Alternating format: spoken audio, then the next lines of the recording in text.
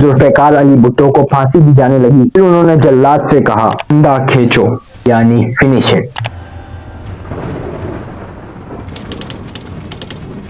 4 अप्रैल 1979 को जुल्फ़िकार अली भुट्टो को रात 2 बजे रावलपिंडी की सेंट्रल जेल फांसी पर लटका दिया गया और उनके कमरे का साइज 7 बाई 10 फुट की काल कोठरी में रखा गया। भुट्टो को एक पलंग, गद्दा, एक छोटी सी मेज और एक किताब दी गई। एक किताब रखने के लिए शेल्फ दी गई। उनके साथ एक कैदी होता था जो खाना बनाता था उनके लिए। हर 10 दिन बाद वो कैदी बदल दिया जाता ताकि उसे भुट्टो के साथ उनसियत ना हो, मोहब्बत।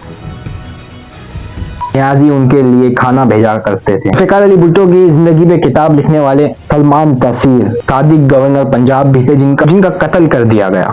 अपनी किताब भुट्टो में लिखते हैं वो, शुरू के दिनों में जब भुट्टो वॉशरूम जाते थे वहां पे भी सिक्योरिटी गार्ड उनके साथ जाता था। भुट्टो को यह बात इतनी नापसंद आई कि उन्होंने खाना पीना भी छोड़ दिया क्योंकि हमें वॉशरूम ना जाना पड़े, और कुछ दिन बाद इस तरह की सख्त निगरानी बंद कर दी गई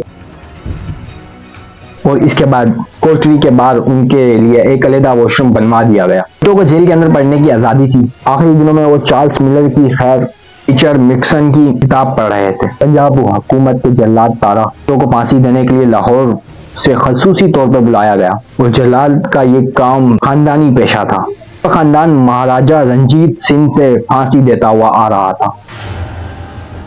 उस वक्त भुट्टो को फांसी देने वाले जल्लाद मसीह की तनख्वाह 375 रुपए माहाना थी और हर फांसी देने पर उनको 10 रुपए ज्यादा मिलते थे।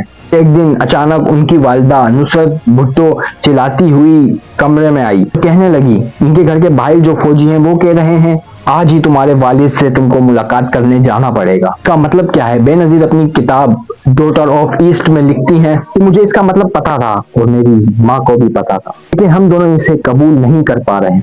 इसका एक ही मतलब है कि ज़ियाउल हक अपने वालिद को कत्ल करने के लिए तैयार थे और भुट्टो और उनकी वालिदा को रावलपिंडी जेल में लाया गया। तलाशी के बाद दोनों माँ बेटियों को भुट्टो से मिलने की इजाजत दी गई और भुट्टो और उनकी फैमिली के दौरान बातचीत करते हुए 5 फुट की दूरी रखी गई। और भुट्टो पूछते हैं कि मेरी फैमिली के साथ बात करने का मुझे कितना वक्त दिया गया, तो बेनजीर कहती हैं सिर्फ आपको आधा घंटा दिया गया। रूल के मुताबिक भुट्टो ने कहा कि फांसी देने से पहले हर मुजरिम को 1 घंटा मिलता है फैमिली से मिलने के लिए। एहलकार ने कहा कि मुझे ऐसी हिदायत मौसूल हुई कि आपको 30 मिनट से ज्यादा टाइम नहीं देना।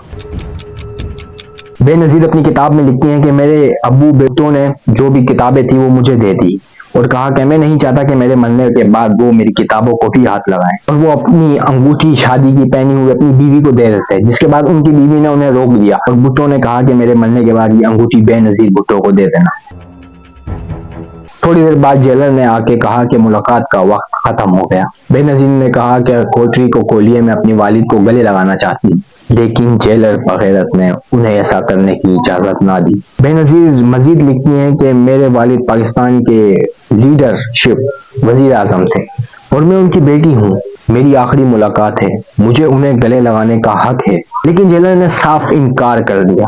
5:08 पे भुट्टो ने अपने हेल्पर से कॉफी लाने को कहा और फांसी से कुछ दिन पहले भुट्टो जिससे शेव किया करते थे उस रेजर को ले लिया गया। उन्हें खतरा था कि भुट्टो अपने जिस्म के किसी हिस्से को या गला ना काट दें और आखिरकार उन्हें फांसी के फंदे तक लाया गया और जल्लाद ने उन्हें ब्लैक कपड़ा उनके मुंह पे डाला गया। जैसे ही 2:04 पर बशीर अहमद खान ने इशारा किया, जल्लाद ने मसीह ने लीवर खींचा। भुट्टो के आखिरी अल्फाज थे फिनिश इट, यानी 35 मिनट बाद भुट्टो की मुर्दा जिस्म को एक लेवल पे रख दिया गया।